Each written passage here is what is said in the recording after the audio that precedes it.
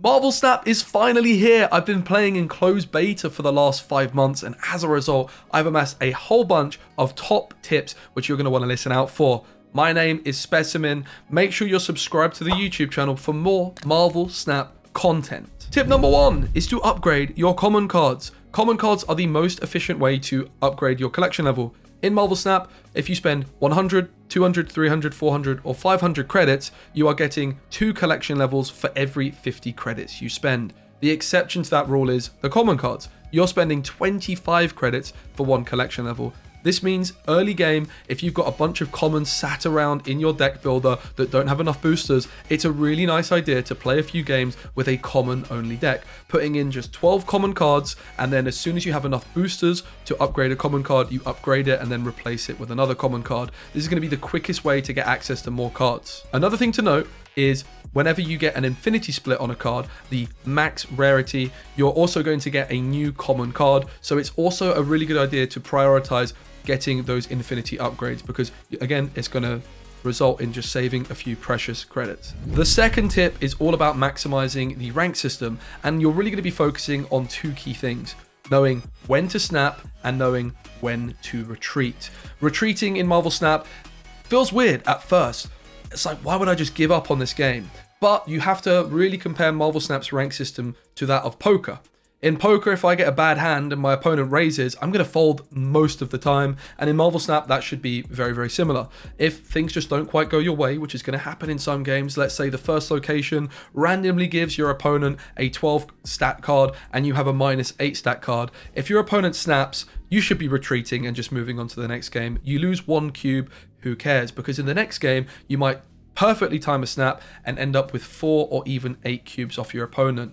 It's all about cutting your losses in Marvel Snap. The retreat button is the key to success. There's also a lot of mistakes which people make with snapping, particularly snapping on the wrong turn. If you want more details, make sure you check out my video, Top 5 Mistakes which Marvel Snap players make. Tip number 3 is all about manipulating the boosters. If you've got a certain card which you love, maybe a certain variant, which you want to split and upgrade as many times, you're really going to want to leave this card as a common or uncommon card at all times. The reason for that is that common and uncommon cards get booster priority in Marvel Snap.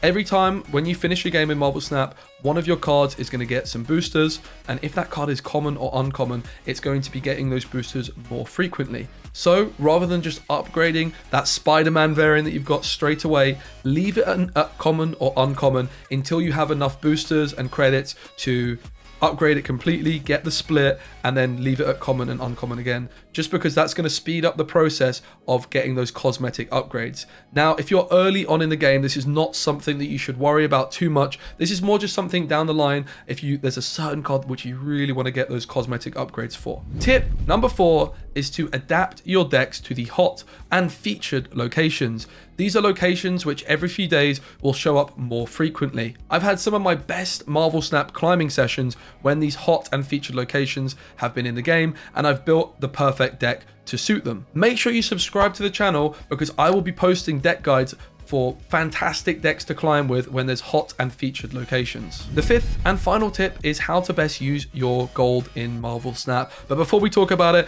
gonna plug my Twitch channel and my TikTok. Make sure you follow those channels down below for more Marvel Snap content. Okay, how to best spend your gold? Well, it's going to be on the daily quest refills. You're going to be spending the same amount of gold to get the same amount of credits on this as you do just buying credits in the shop, but you get a few extra things. You get a little bit of season pass XP for every one of these daily quests that you complete, and moreover, it's going to help you achieve your weekly goals more easily and more quickly. So if you're short, for example, on your daily quest, let's say you missed a couple of days, using the gold refill is going to be a great way to catch up and make sure that you get your 25 quests achieved.